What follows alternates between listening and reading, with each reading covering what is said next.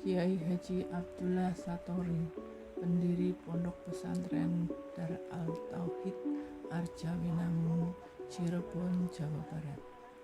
Sosok ini akrab disapa Mbah Kiai atau Kiai Besar oleh masyarakat setempat.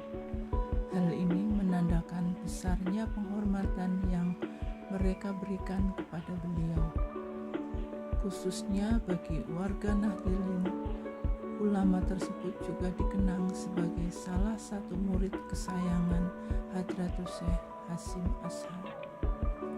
Memang dalam suatu fase hidupnya, dirinya pernah berguru kepada sang pendiri Nahdlatul Ulama tersebut, Kiai Haji Abdullah Satori, atau yang kerap disapa dengan panggilan Mbah Kiai Satori, lahir pada tahun 1905 di Dusun Lontang Jaya, Desa Panjaling, Majalengka, 3 km sebelah barat Babakan, Ciwaringin, Cirebon.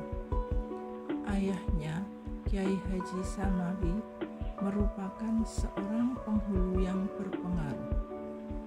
Kakek Abdullah Satori, yakni Kiai Haji Abdullah, adalah seorang mubalik sekaligus pejuang kemerdekaan. Salah satu kiprahnya tercatat dalam Perang Kedondong di Cirebon pada tahun 1825 sampai 1830 Masehi. Dalam jihad tersebut, Kiai Abdullah turut serta bersama dengan rakyat lokal dalam melawan penjajah. Dari jalur ibu, Abdullah Satori mendapatkan garis keturunan Lengrat, sebab ibundanya yakni Hajah Arbiyah merupakan putri Kiai Abdul Aziz bin Arjain yang nasabnya sampai pada Sultan Banten dari Suramanggala yang berkuasa pada tahun 1808. Selain itu, pada ujung silsilahnya, ia pun masih berhubungan dengan Syarif Hidayatullah atau yang lebih dikenal sebagai Sunan Gunung Jati. Sejak kecil, Abdullah Satori sudah diarahkan untuk mencintai ilmu-ilmu agama. Keluarganya yang sangat religius mendukung perkembangannya sebagai seorang calon ulama. Menginjak usia remaja, Satori mulai rihlah keilmuannya ke beberapa pesantren. Inilah langkah awalnya untuk lebih memperdalam ilmu agama. Menurut berbagai sumber, ia pertama-tama melangkahkan kakinya ke pesantren Babakan Ciwaringin, Cirebon. Usai tuntas belajar di Babakan, ia kemudian nyantri di pesantren Ciwedus Cilimus Kuningan. Saat itu, lembaga tersebut diasuh oleh Kiai Haji Sobari, seorang alim yang sangat dihormati penduduk Cirebon. Satori muda pun mengagumi pribadi dan keteladanan gurunya itu. Setelah itu, Satori muda melanjutkan belajar di Pondok Pesantren Jamsaren, Solo, Jawa Tengah, di bawah asuhan Kiai Haji Idris Jamsari. Secara bersamaan, ia juga menempuh pendidikan di Sekolah Mambaul Ulum Kauman dekat Keraton Solo. Madrasah tersebut berdiri atas kerjasama pihak Kesunanan Surakarta Hadiningrat dan pemerintah kolonial Belanda. Biasanya, lulusan Mambaul Ulum akan menjadi calon pendaki sekaligus penghulu kerajaan. Di Jamsaren Solo, inilah karakter keilmuan dan kealiman Satori mulai terbentuk. Dari Kiai Idris, ia banyak belajar. Banyak waktu dihabiskan untuk mengaji dan menghafal Al-Quran serta mutalaah berbagai kitab kuno. Adapun dari Madrasah Mambaul Ulum Solo, dia tetap menerapkan disiplin dalam belajar. Alhasil, ijazah sekolah formal pun dengan sukses dapat diraihnya. Selanjutnya, dengan semangat yang tinggi, ia merantau ke Jawa Timur. Tebu Ireng menjadi tempatnya melakukan diri.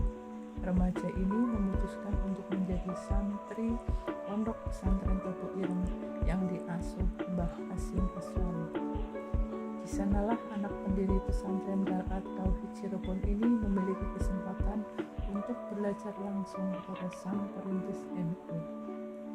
Dalam beberapa kesempatan, Satori diminta untuk mengajar para santri lainnya, umpamanya tentang kitab Alfiyah karya Ibnu Malik.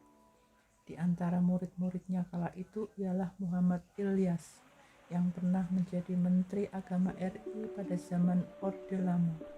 Bahkan Kiai Haji Abdul Wahid Hasim, putra sang pengasuh Tebuk Ireng pun pernah menimba ilmu darinya. Mbah Hasim diketahui sangat menyenangi cara Satori mengajar. Karena itu, kakek Presiden keempat RI itu memberikan kepercayaan kepadanya untuk terus melakoni peran sebagai ulama. Kiai Satori dikenal sebagai sosok yang karismatik. Ia tidak hanya bergelut dengan lembaran-lembaran kitab kuning, tetapi juga aktif dalam ranah sosial dan politik dengan terlibat aktif di organisasi NU antara tahun 1950-an hingga 1970-an. Ia tercatat pernah menjadi Sholiah pengurus besar Nahdlatul Ulama. Ide-ide dan langkah Kiai Satori cukup progresif dalam dunia pendidikan. Misalnya saat para ulama Cirebon mengharamkan menulis Al-Quran dengan kapur tulis karena takut debunya diinjak-injak saat dihapus. Kiai Satori justru membolehkan dan melakukannya. Tidak hanya itu, ia juga mendukung emansipasi kaum perempuan muslimah. Hal ini dilakukan dengan menyelenggarakan pengajian keagamaan secara khusus bagi wanita. Kiai Satori juga dikenal sangat tekun dan teliti dalam mengembangkan majelis taklim dan madrasahnya. Jika memiliki jadwal mengajar, sang alim tidak pernah meninggalkan kelas sebelum siswanya memahami dengan baik dengan apa yang disampaikannya. Kedua orang tuanya sudah menjodohkannya dengan seorang gadis yang bernama Asurah, putri Kiai Aswai bin Muhammad Nawawi.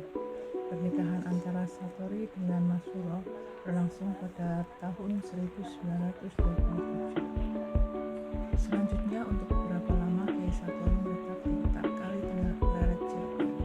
Setelah beberapa lama tinggal di Kali Tengah, Kiai Satori kemudian pindah ke Arjawinangun. Di sanalah dia membangun pondok pesantren Darul Tauhid pada tahun 1930. Setelah memiliki pesantren sendiri, ia lebih banyak mendedikasikan waktunya untuk mengajar dan mengembangkan lembaga pendidikan tersebut. Ia tidak hanya bergelut dengan lembaran-lembaran kitab kuning, tapi juga aktif dalam ranah sosial dan politik.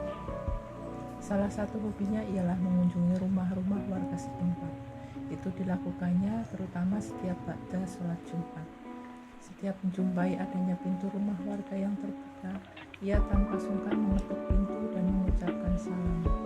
Kalau dipersilahkan, dia akan bertemu dan bersilaturahmi dengan mereka.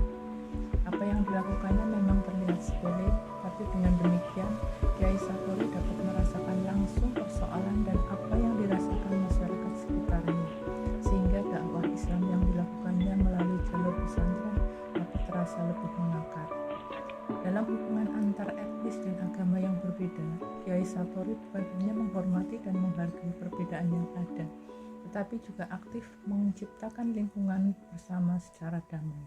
Misalnya ketika bulan suci Ramadan, ia memperbolehkan para warga Tionghoa, baik muslim maupun non-muslim, untuk mengirimkan takjil kepada para santrinya. Kiai Satori juga menyekolahkan anak-anaknya ke sekolah tempat anak-anak Tionghoa dan non-muslim sekolah. Ia membiarkan generasi penerusnya memahami keragaman sejak awal, tanpa harus mengkhawatirkan anak-anaknya terbawa atau terpengaruh agama lain. Kiai Satori juga melakukan kerjasama dengan non-muslim dalam rangka membangun masyarakat secara bersama-sama. Karena ketulusannya dalam membangun hubungan yang harmonis, akhirnya seorang tokoh Tionghoa yang kemudian masuk Islam. Mu'alaf itu rupanya terpesona oleh akhlak Islami yang ditunjukkan sang alim. Apa yang dilakukan Kiai Satori dalam menghargai dan mengusung keragaman sedikit banyak berdampak pada kerukunan masyarakatnya. Ini mengingatkan ketokohannya dalam bidang agama dan masyarakat. Kiai Satori wafat pada hari Kamis tanggal 6 Februari tahun 1969. Kiai Satori berpulang ke Rahmatullah. Hari itu adalah hari berkabung bagi masyarakat Arjawinangun khususnya dan masyarakat Muslim Cirebon pada umumnya. Kepulangan beliau karena penyakit jantung yang detik. Masyarakat merasa sangat kehilangan karena